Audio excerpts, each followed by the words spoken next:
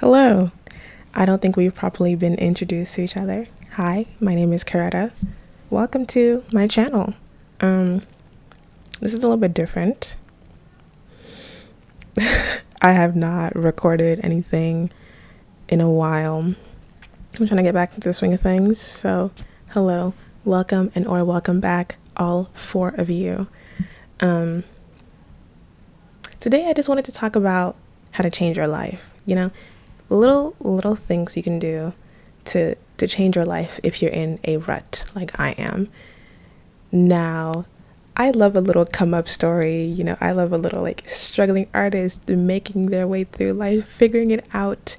It's really cute in the movies because you know that it's going to work out in the end, because that's how the movies go. It always works out. But real life is not so certain. You fall into a rut, you think to yourself, is this it? Can I get out of here? Will I make it? You can. You definitely can. At the very least, you have to try. As long as you're still alive, you have to keep trying, So here's the few things I'm trying to do to get myself out of my rut, or at least get myself into a better mindset to help me move better. Number one, block people. I know you're thinking, Coretta, you love to block people. That's all you know how to do. What's wrong with you? Communicate, be an adult. No. Communication is, people love to throw that word around, I've noticed. And it's always the people that stress good communication the most that end up being the worst communicators you've ever met. I had somebody tell me communication is very important in a relationship. It's the number one most important thing. But I was yeah, good communication is important, but good communication looks different for everyone. To me, good communication is your actions match your words, you're consistent, and when you say you're going to do something, you do it, you follow through. That's what good communication is to me, because you can sit here in my face all day and say sorry, but if you don't change your behavior, then that's not good communication to me, because you're just lying. You're playing my face. You're playing in my face. You're lying to me. Stop it. And this person that I was talking to just made me feel like shit. I knew that I deserved so much better, but I was waiting for him to see that I deserved for him to act better. But my thing is I've already told you what I expected. And if you cared enough to, you would do it. It's not about, I don't have the time. If Barack can make time for Michelle while he was president, your little ass can make time for me. I'm sorry, but you can do it. But I'm not going to hold a gun to your head and force anybody to value me, because I value myself. And I'm not going to abandon myself in the pursuit of someone else, and hoping someone else will see my value. It's very contradictory. As long as you see your own value, you don't need anyone else to validate that. So block them. Him, her, they, them, Zer, it, blocked. And you will feel so much better. The way my anxiety has dropped since I've done that, you would have thought you would have thought I took something. Okay? No. Just a little push of the button and everything goes back to normal. Go to therapy. Work real hard on those abandonment issues, because that's what's going to keep really negative people, really bad people in your life. I like to keep people around because I don't want to feel abandoned. I think that's what it is for me, honestly. And I always want to try to see people, make people feel seen, see the best in people, and etc. But some people are just not worth it, unfortunately. And there are 8 billion people out in the world. What one person won't do, another will. What one man won't do, another will, and you deserve so much better, and you need to see that. Otherwise, you're gonna sit here and waste your time. Like, you can't, like, imagine you're at like a really fancy restaurant, and they're bringing the courses out to you. They're not going to bring the next course out until you're done with the current one. If you're sitting there meandering at your plate, you're like, oh, I'm going to get every single last bite out of this, even though there's nothing left on the plate, and you're literally just scraping up you're scraping you're scraping up the oil left at the bottom of the plate, picking at the bones. There's nothing left. You need to let it go so they can bring you the next course. Every person that you meet is bringing you closer to someone better. Every relationship that you fail at is getting you closer to the relationship. That's the way I view it. It's not a loss for me. Major loss for them, though. Major loss for him. Ooh, I pity you. I pity you. If you have someone like me in your life and you let me go, that's unfortunate, Buki. Real unfortunate. Now, stop listening to sad music. You mentally ill bitch. Stop doing it. What's wrong with you? You're already mentally ill. You're already sad. You're already depressed. Why are you just like to wallow in your why? Why do you want to wallow? It's not gonna do anything for you. As a creative person, I really value emotions. I keep hearing that like people are feeling creatures with emotions.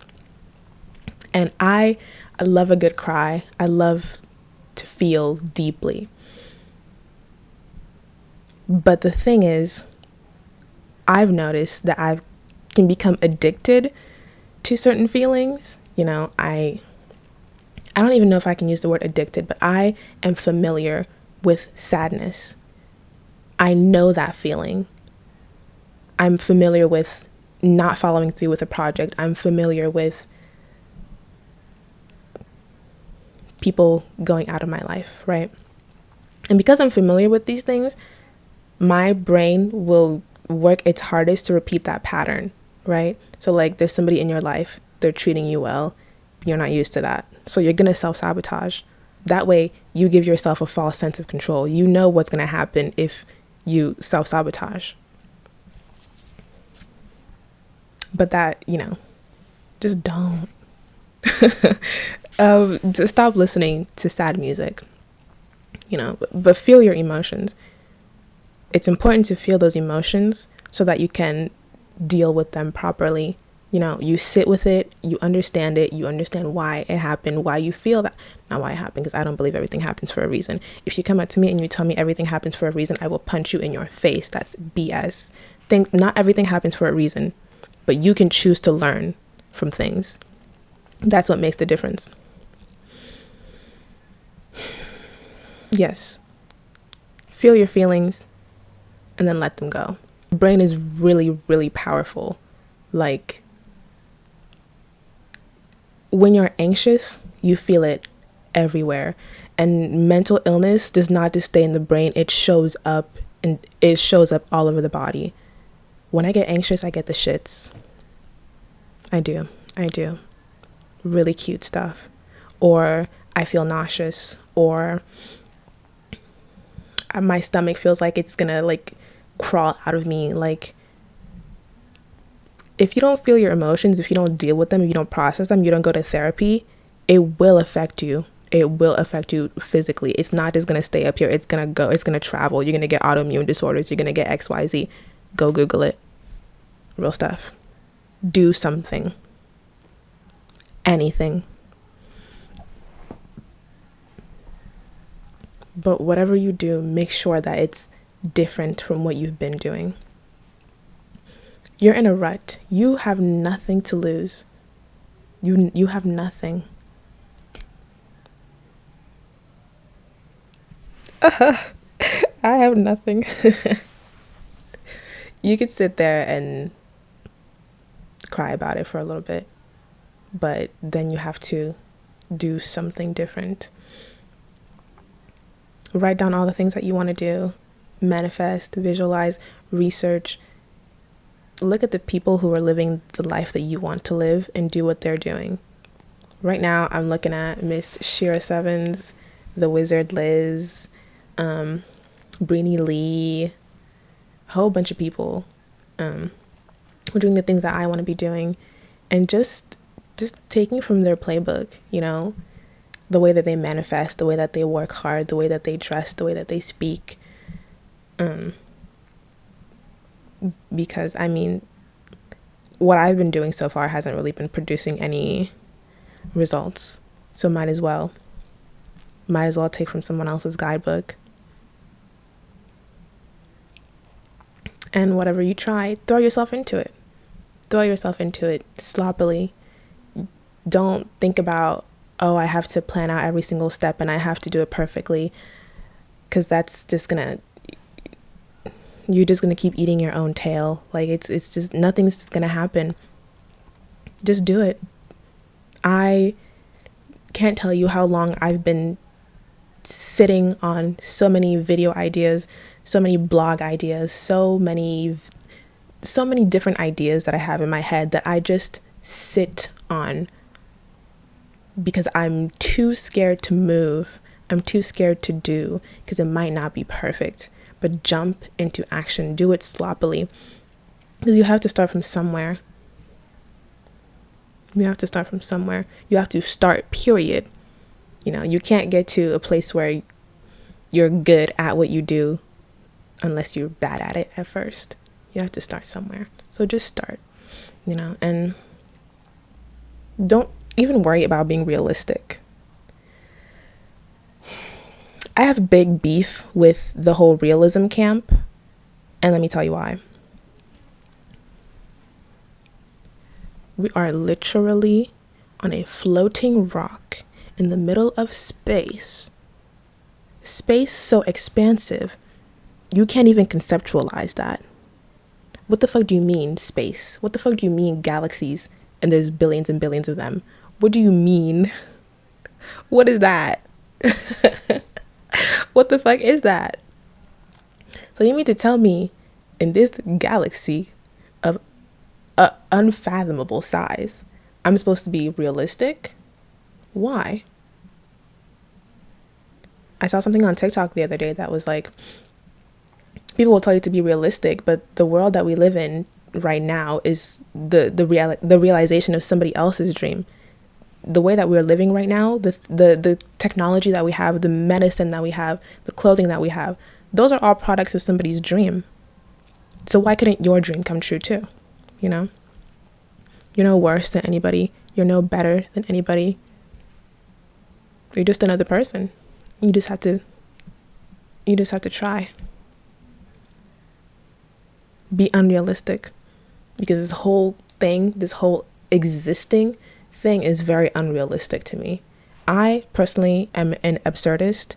I don't believe in God. I don't believe in the universe. I don't believe in anything except for myself. And low-key, I think I'm becoming a stoic.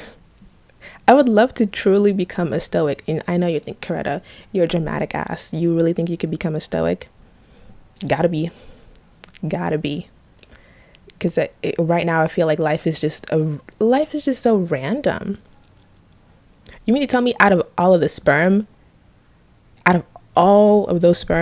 it was me that came out on top? It could easily have been somebody else.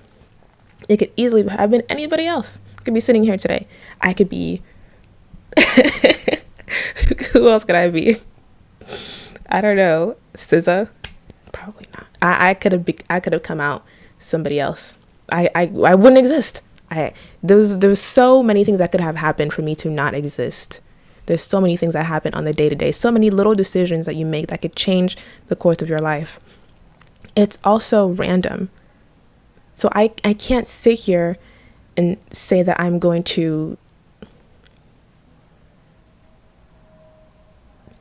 super carefully, super slowly consider every single decision, because I can't control it. I can't control everything.